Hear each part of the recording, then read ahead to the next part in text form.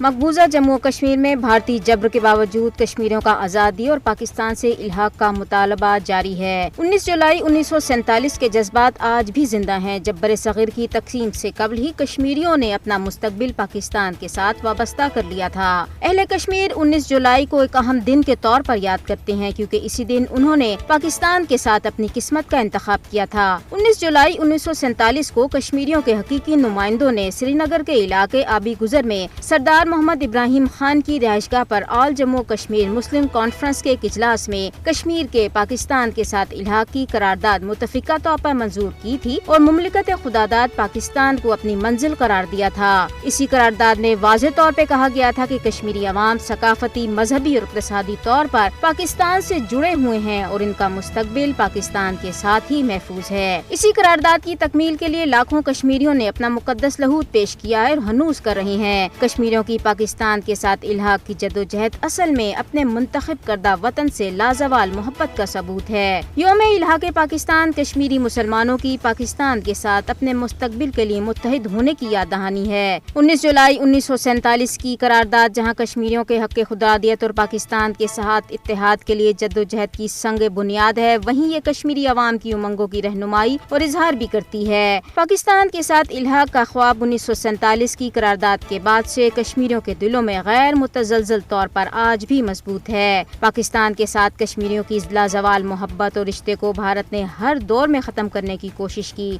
لیکن اسے ہر بار ناکامی کا منہ دیکھنا پڑا۔ کشمیری عوام ہر سال 19 جولائی کو یوم الحاق پاکستان منا کر پاکستان سے اپنی محبت اور اپنی نظریاتی اور فکری وابستگی کا اظہار کرتے ہیں۔ ایسے میں اقوام متحدہ کو چاہیے کہ بین الاقوامی طور پر تسلیم شدہ متنازع علاقے جموں و کشمیر میں بھارتی قابض فوجیوں کی طرف سے بڑے پیمانے پہ جاری جنگی جرائم کا نوٹس لے اور کشمیری عوام کی خواہشات کے مطابق تنازع کشمیر کے حل میں مدد کرے۔